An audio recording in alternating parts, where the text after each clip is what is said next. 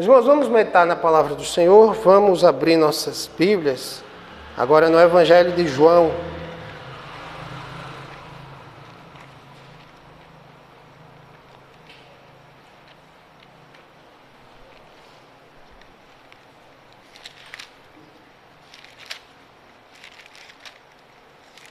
João capítulo 13.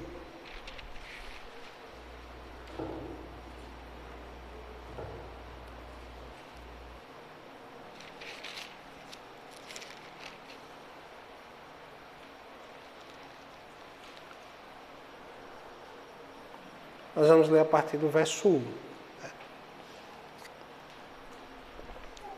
João capítulo 13, verso 1. Diz assim a palavra do Senhor. Ora, antes da festa da Páscoa, sabendo Jesus que era chegada a sua hora de passar deste mundo para o Pai, tendo amado os seus que estavam no mundo, amou-os até ao fim. Durante a ceia, tendo já o diabo posto no coração de Judas Iscariotes, filho de Simão, que traísse a Jesus, sabendo este que o Pai tudo confiara às suas mãos e que ele viera de Deus e voltava para Deus, levantou-se da ceia, tirou a vestimenta de cima e, tomando uma toalha, cingiu-se com ela. Depois, deitou água na bacia e passou a lavar os pés aos discípulos e a enxugar-lhes com a toalha com que estava cingido. Aproximou-se, pois, de Simão Pedro, e este lhe disse: Senhor, tu me lavas os pés a mim? Respondeu-lhe Jesus: o que eu faço não o sabes agora, compreendê-lo-ás depois. Disse-lhe Pedro: nunca me lavarás os pés. Respondeu-lhe Jesus: se eu não te lavar, não tens parte comigo. Então Pedro lhe pediu: Senhor, não somente os pés, mas também as mãos e a cabeça. Declarou-lhe Jesus: quem já se banhou não necessita de lavar senão os pés. Quanto ao mais, está todo limpo. Ora, vós estáis limpos, mas não todos, pois ele sabia quem era o traidor. Foi por isso que disse: nem todos estáis limpos. Depois de lhes ter lavado os pés, tomou as vestes e, voltando à mesa, perguntou-lhes: compreendeis o que vos fiz? Vós me chamais o mestre e o Senhor, e dizeis bem, porque eu o sou. Ora, se eu, sendo o Senhor e o mestre, vos lavei os pés, também vós deveis lavar os pés uns dos outros. Porque eu vos dei o exemplo, para que, como eu vos fiz, façais vós também. Em verdade vos digo, que o servo não é maior do que seu Senhor, nem o enviado maior do que aquele que o enviou. Ora, se sabeis estas coisas, bem-aventurados sois se as praticardes. Não falo a respeito de todos vós, pois eu conheço aqueles que escolhi.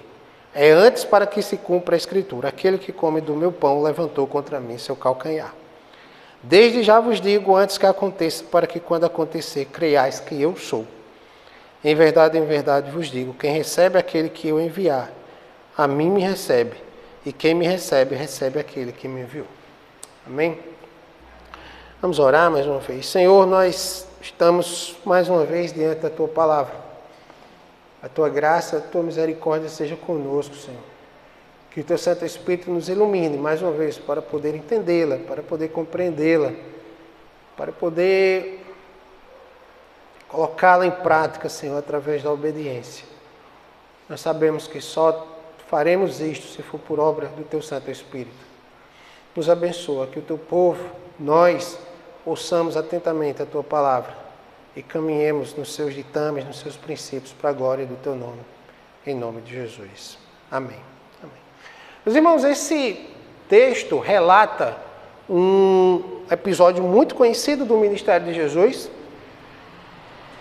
Porém, apesar de muito conhecido, é um episódio que só é narrado no Evangelho de João.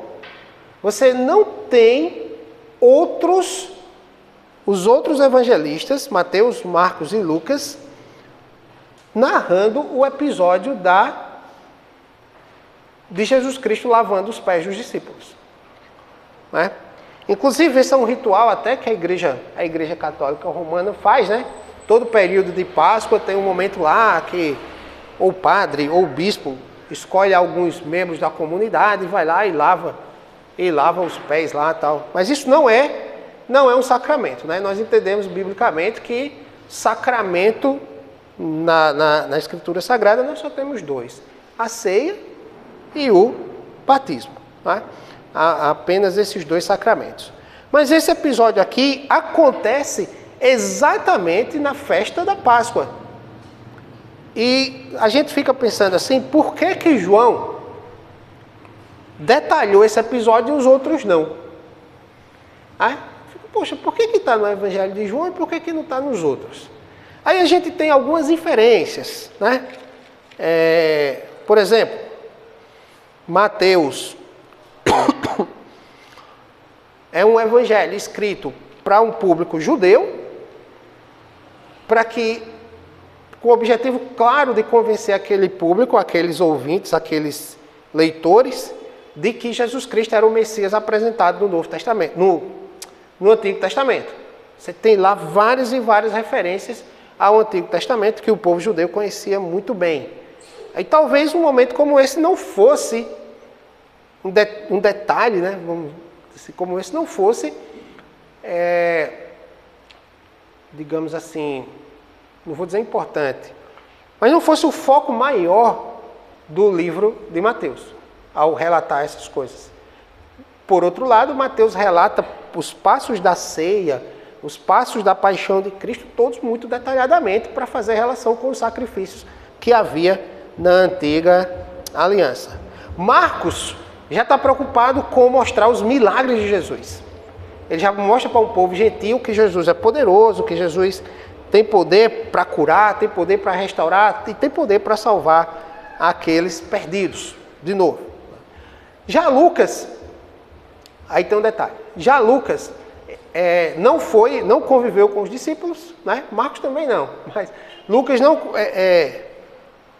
conviveu com os discípulos, mas ele começa o livro dizendo que fez uma profunda pesquisa acerca de Jesus Cristo para escrever o Evangelho de Lucas, e que ele continua lá no livro de Atos dos Apóstolos, falando agora dos primórdios da igreja. Mas tem um detalhe interessante. Vocês lembram que no início do culto a gente leu o texto de Lucas, capítulo 22. E é muito, mas muito importante a gente voltar exatamente agora lá. E eu peço que os irmãos voltem aí na sua Bíblia, no Evangelho de Lucas,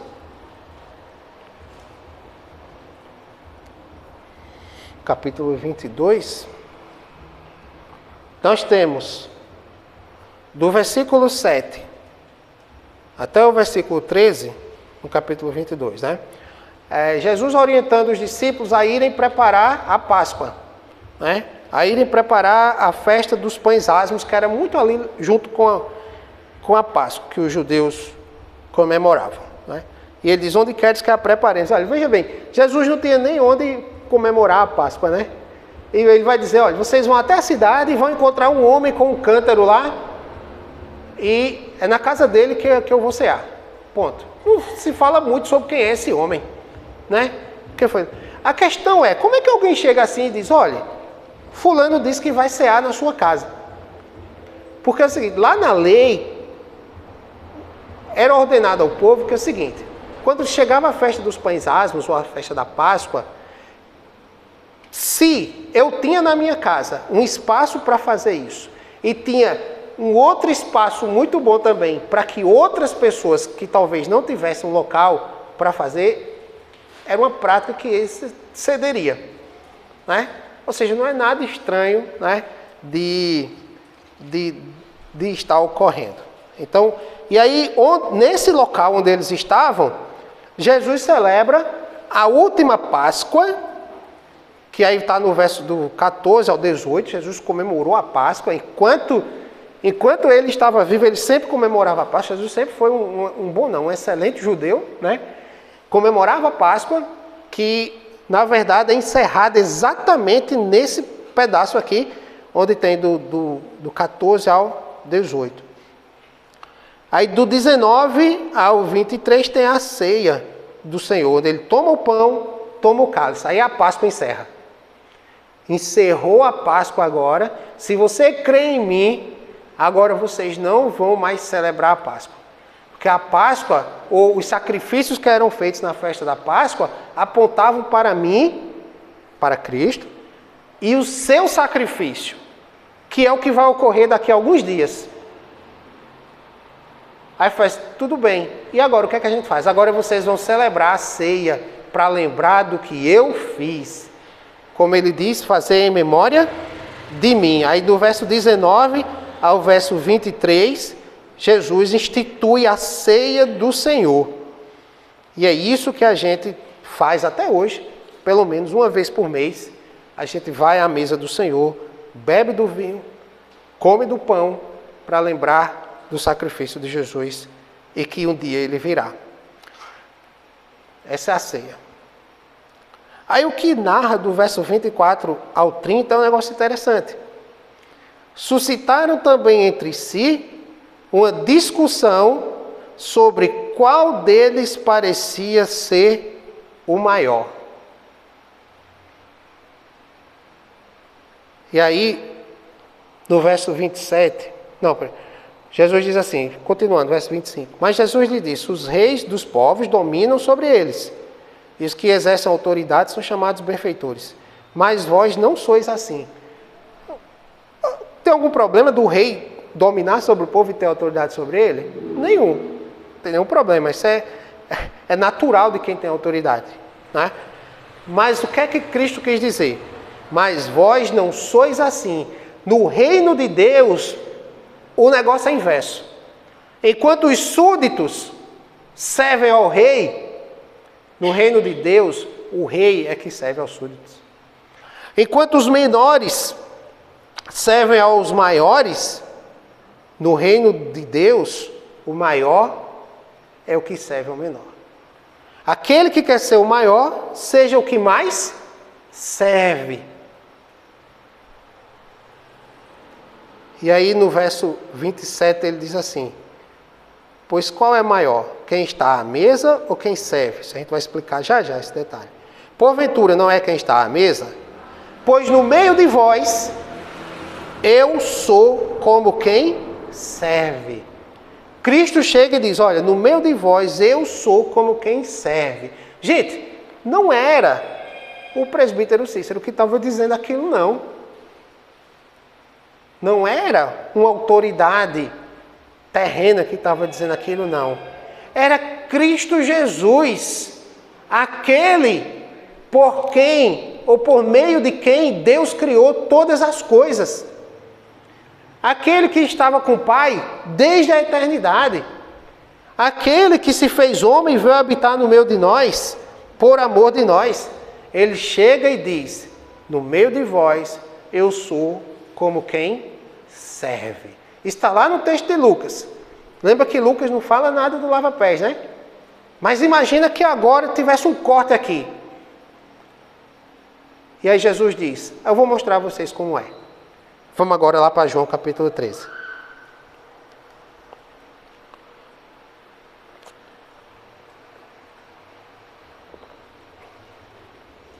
Ora, sabendo Jesus que era chegada a sua hora de passar deste mundo para o Pai, tendo amado aos seus que estavam no mundo, amou-os até o fim. Durante a ceia, tendo já o diabo posto no coração de Judas Iscariotes, filho de Simão, que traísse a Jesus, sabendo este que o Pai tudo confiara às suas mãos e que ele viera de Deus e voltava para Deus, ponto. Isso tudo era... Ele relata aqui o poder de Cristo, não é? De saber todas as coisas, de conhecer o coração dos homens e de conhecer o coração de Judas Iscariotes, não é? E aí no verso 4 é que começa o drama da encenação que Jesus faz, que é maravilhosa. Ele levanta, olhe bem o que diz aí. Verso 4, ele levantou-se da ceia. Imagina, lá em Lucas estava assim, no meu divórcio eu sou como quem serve. Começou a discussão lá, né? Quem seria o maior, quem seria o maior? Jesus diz, olha, no meu divórcio eu sou como quem serve. Preste atenção. Ele levantou-se da ceia, verso 4 de João capítulo 13.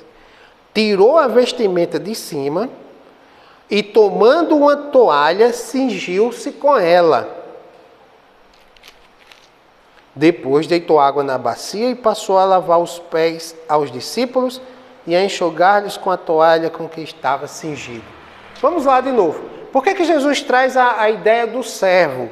Aquele de quem serve. Porque essa era uma ação, por isso que não há a ideia desse sacramento, porque não era um exercício religioso, digamos assim. Isso era um costume da época. Quando alguém ia visitar outra pessoa, ainda mais se a viagem fosse longa, lembrando que Israel era cravado no meio, é cravado no meio do deserto. Não é? É areia e areia e areia. Então, quando alguém chegava de caminhadas e tudo mais, ou andava de sandálias, ou com animais e tome poeira de todo jeito. Então, quando alguém chegava na casa de alguém, quem recebia tinha um servo, um escravo, geralmente era um escravo mesmo, que ia lavar os pés de quem estava chegando. Então, aquele servo, aquele serviçal, ia lá, pegava bacia, botava água e limpava os pés. Ou seja, o lavar os pés dos discípulos, o lavar os pés era um ato de hospitalidade e de higiene, né? De hospitalidade. Quem fazia? O servo, um dos menores servos de qualquer casa, era quem fazia isso daí. Fulano, pega aqui, lava ali o pé do senhor fulano tal, da senhora fulano tal, que chegou e precisa limpar os pés. Hoje a gente tem uns tapetes, né? Mas era esses costumes que tinham. Então era um costume cultural, certo? Não era, digamos, um exercício religioso. Você não vê na lei em nenhum momento desse. Você vê a Páscoa, você vê os sacrifícios, você vê tudo. Mas essa ordenança de lavar os pés, não. Mas, olha bem, imagina os discípulos olhando. Cristo, o mestre, se levanta. Olhe bem, ele tirou a vestimenta de cima, ele que pegou a toalha e cingiu com a toalha. E depois deitou água na bacia. Vejam bem, meus irmãos, os discípulos não fizeram nada, nada. Isso aqui é muito importante, a gente vai voltar rapidamente nisso no final, porque vejam bem, quando Cristo vai nos lavar, nós não temos parte nenhuma nisso. Ou ele faz tudo, né?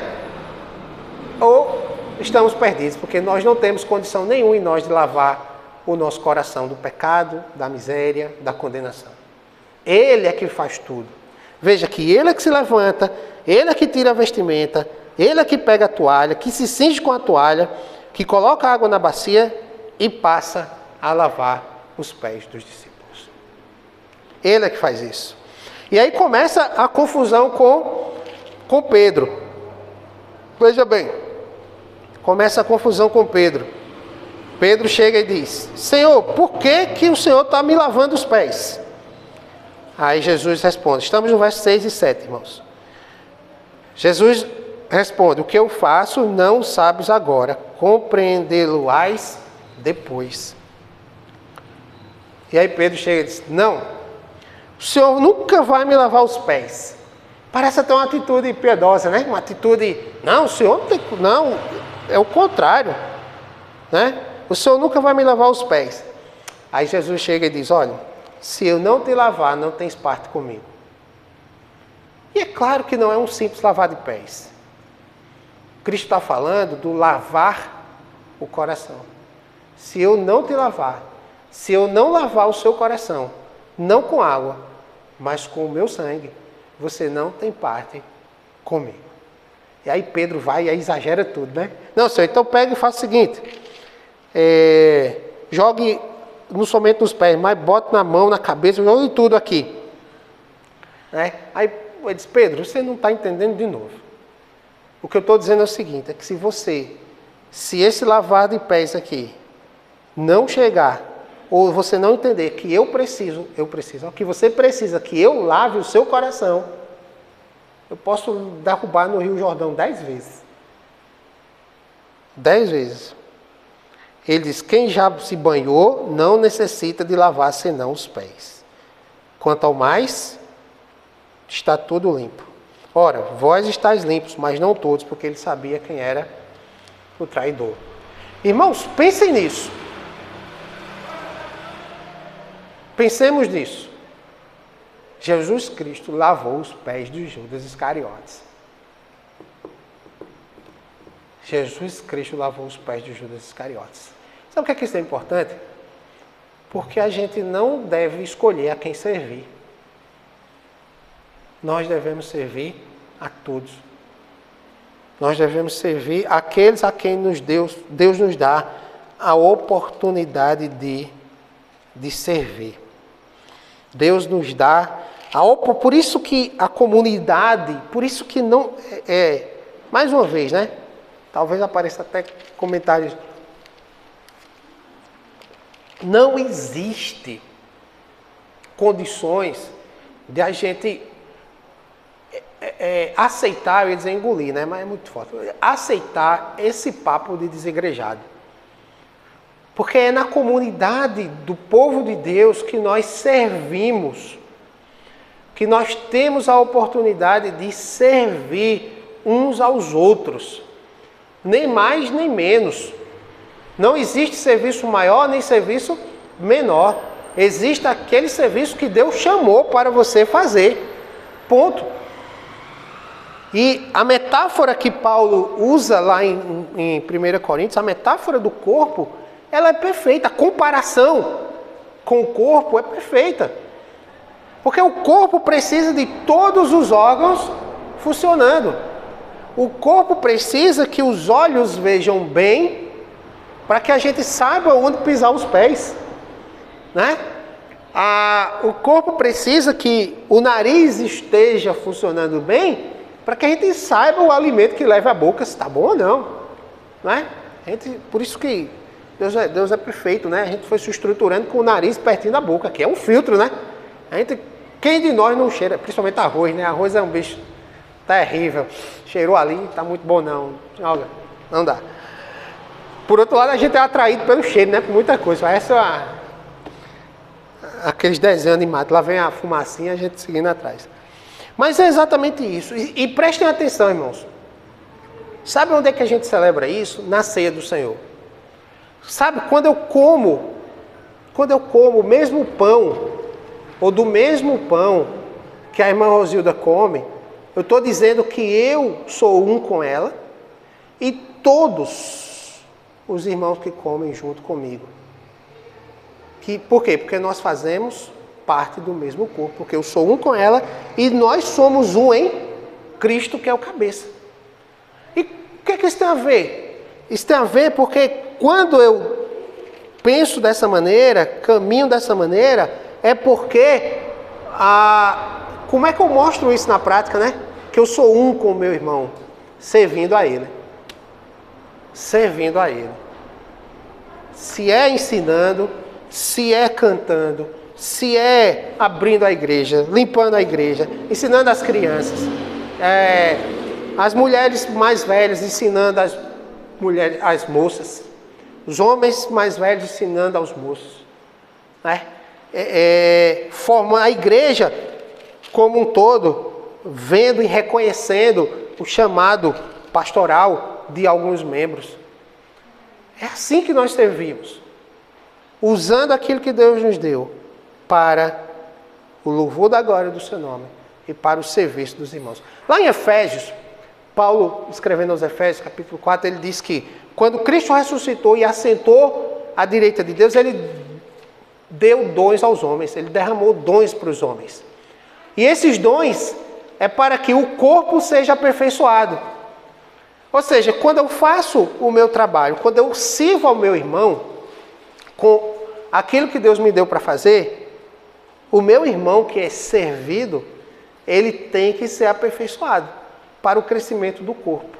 Olha que coisa interessante. Eu sirvo a ele para que ele cresça.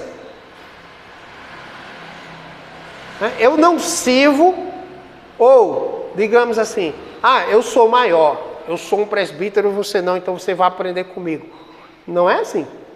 Tem que aprender também, né? Mas o que eu estou dizendo é assim, o que eu ensinar, o meu irmão tem que crescer, tem que evoluir, e tem que ser aperfeiçoado para o serviço dos crentes, para que ele continue servindo aos outros. Olha bem, para que ele continue servindo aos outros. E é um ciclo que não para. Paulo fala que toda junta, né, bem distribuída, tudo bem organizado, promove o crescimento do corpo como um todo. Como um todo. E aí, meus irmãos, isso se manifesta no serviço. Agora deixa eu mostrar aqui 3 pontos importantes acerca do discipulado com Cristo, da caminhada com Cristo. O primeiro deles está no verso 1.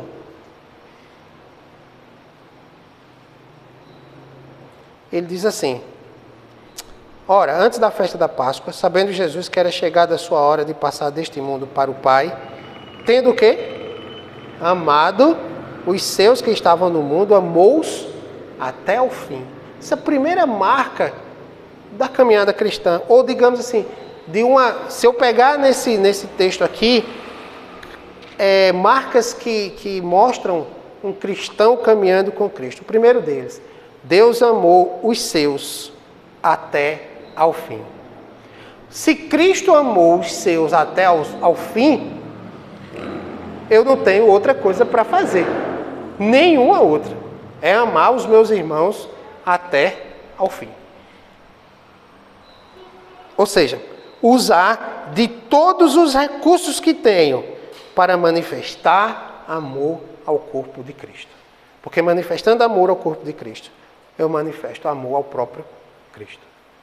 É isso, a marca do amor, a marca da...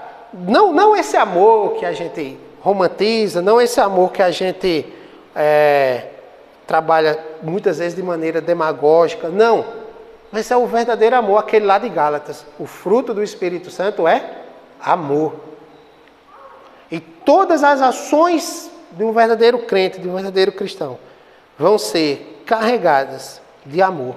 E amor até o fim. Porque se o nosso mestre nos amou até o fim, nós devemos amar o próximo, amar o nosso irmão até ao fim. Então nossas ações, ainda que sejam as mais duras, se a igreja em um determinado momento precisa disciplinar um membro, isso deve ser feito carregado de amor. Porque se é verdadeiro crente, né? É para o bem do faltoso.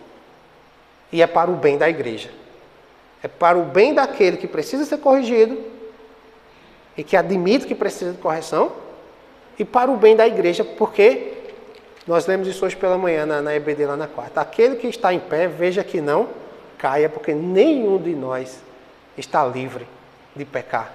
Nenhum de nós está livre de, em um determinado momento, precisar da disciplina de Deus. E Deus nos disciplina porque nós somos seus filhos. Aquele pai que não disciplina o filho, está nem aí. Na verdade, ele está mostrando que não é pai ou que não ama o filho. Mas Deus nos ama e por isso, quando nós precisamos, Ele pesa a mão sobre nós. Mas nos restaura, mas nos traz de volta aos seus caminhos, para a glória do nome dEle. E o amor é, claro, a maior marca identitária do cristão. Segunda marca, está no verso 4, quando ele levanta da ceia, tira a vestimenta e toma uma toalha e cinza. Ou seja, Jesus agora vai servir. Quando ele pega e assume o papel de servo, lembra do que eu falei, né? Era o papel de um servo, talvez o mais simples dos servos, e vai lá e faz o trabalho que era do mais humilde serviçal. Ele pega e vai lavar os pés dos discípulos. Ou seja, a segunda marca é o serviço. O amor, o serviço. Porque lembra que eu falei há um pouco, né? O amor ele vai ser demonstrado no serviço. Quando eu sirvo aos meus irmãos. E é exatamente o que Cristo passa a explicar no verso 2, a partir do verso 12. Não é? Verso 14 ele diz assim: ora, se eu, sendo o Senhor e o Mestre, vos lavei os pés, também vós deveis lavar os pés uns dos outros. Aí eu vou sair agora lavando o pé de todo mundo? Não. A palavra está muito clara aqui. Talvez o coração dos discípulos ali, todo empolgado, mas para a gente assim, fica muito claro aqui o que Cristo é. O que Cristo diz, olha, assim como eu me fiz servo, lembra lá de Lucas, né? Eu me fiz servo entre vós. Assim como eu me fiz servo, façam-se vocês servos uns dos outros. Sirvam. Não esperem ser servidos. Sirvam. Lembra da disputa lá? Ou de Tiago e João? Tiago e João, né?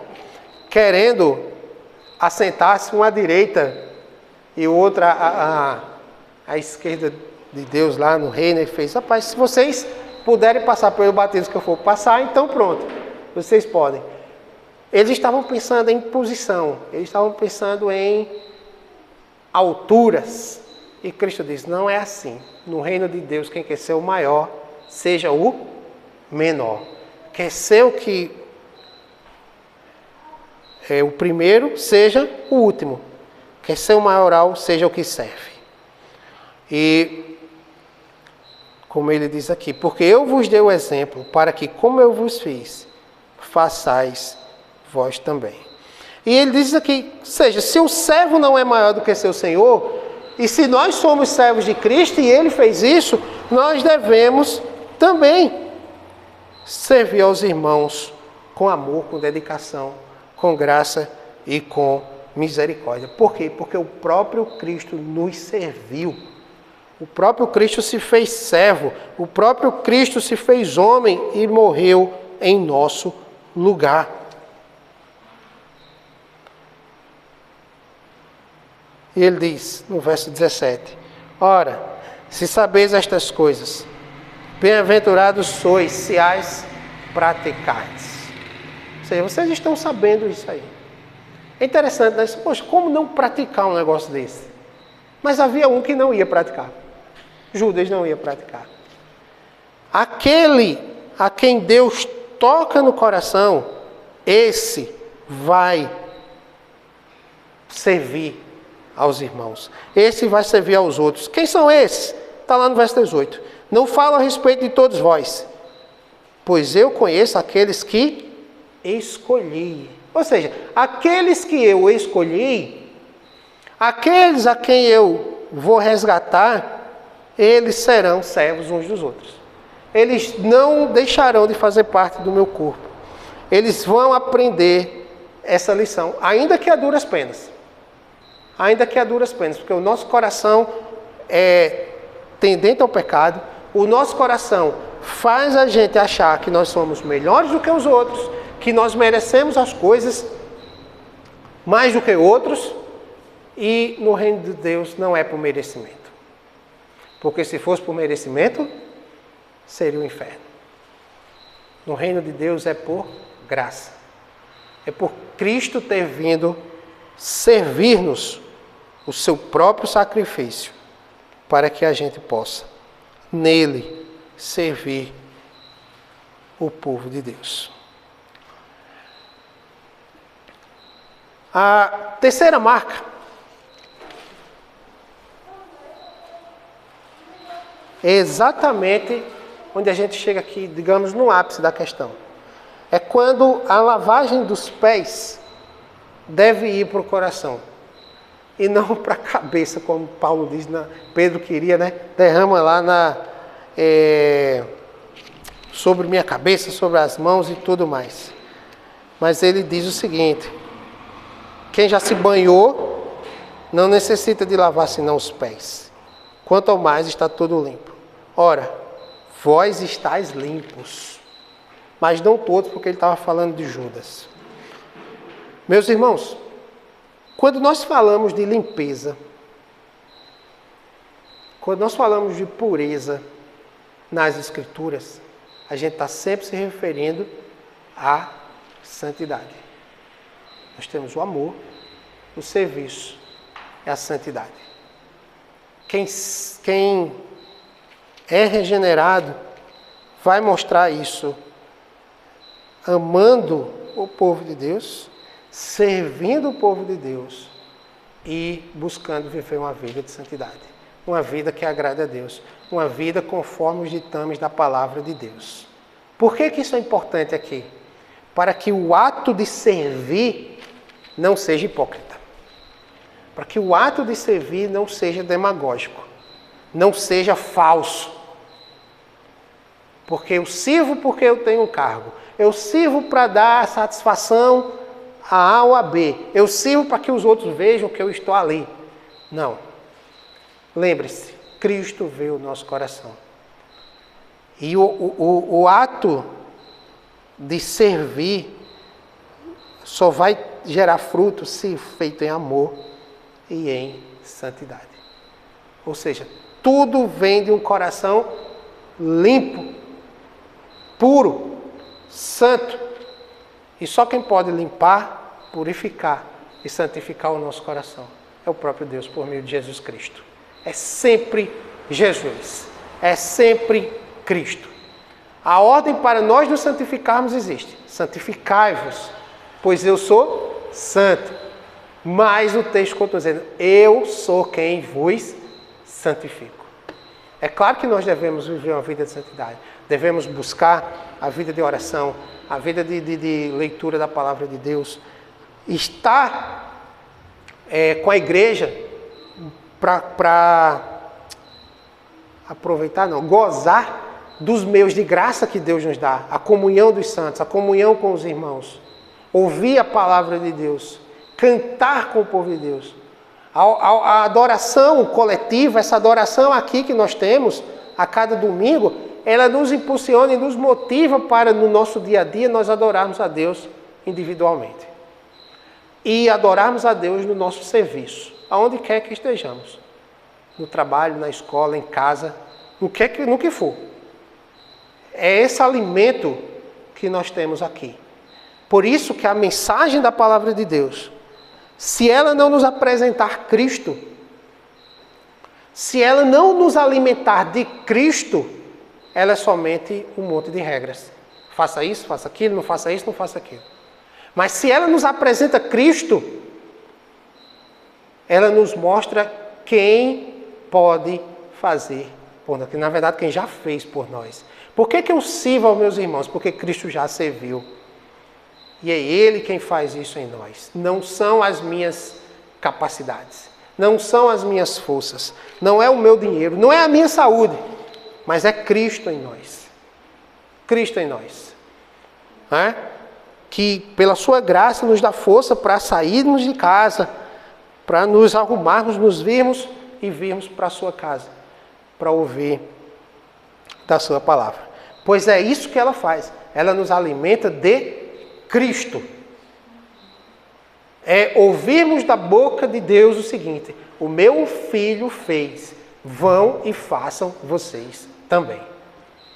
E somente por meio de graça nós vamos servir aos nossos maridos, aos vossos maridos, às nossas esposas, aos nossos filhos, aos nossos empregados ou aos nossos patrões, aos nossos próximos, quem quer que seja que Deus coloque na nossa vida, lavando os pés deles. Em amor, serviço e santidade, para a glória de Jesus. Que Ele nos abençoe, que Ele nos dê graça para entendermos, irmãos, que tudo isso é, na verdade, um grande reflexo, uma grande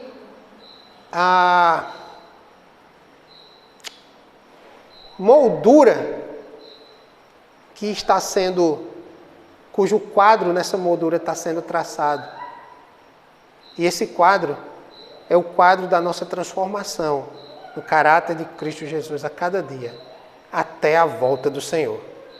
Haverá momentos em que a gente vai caminhar e porventura pode desanimar, pode pecar, pode não servir do jeito que é para ser servido, mas se nós somos povo de Deus, nós vamos ser colocados de novo no trilho, pelo próprio Deus, ainda que seja Ele pesando sua mão sobre nós. Mas como filhos, nós vamos reconhecer e vamos voltar, não para ser servidos, mas para servir para a glória do nome dEle. E essa é a nossa vida, é uma vida de serviço, porque chegará o dia em que serviremos a Deus, a Jesus Cristo, ao Espírito Santo de maneira absoluta, sem a mancha do pecado. Uma comunhão perfeita com os nossos irmãos no novo céu e na nova terra. Essa criação redimida, o povo de Deus redimido, já redimido, né? Mas agora glorificado, livre do pecado na volta de Jesus. Porque essa mensagem, irmãos, ela não pode ser para amanhã e pronto, ou para depois de amanhã e pronto. A mensagem do Evangelho para nós é até a volta de Cristo. É até a volta de Cristo. A ceia nos diz, né? Façam isso até que eu venha, até que eu volte. Então vamos continuar servindo uns aos outros em Cristo Jesus, até que Ele volte. Em nome de Jesus. Amém? Louvado seja o nome do Senhor. Vamos cantar ao Senhor mais uma vez, irmã Ionara?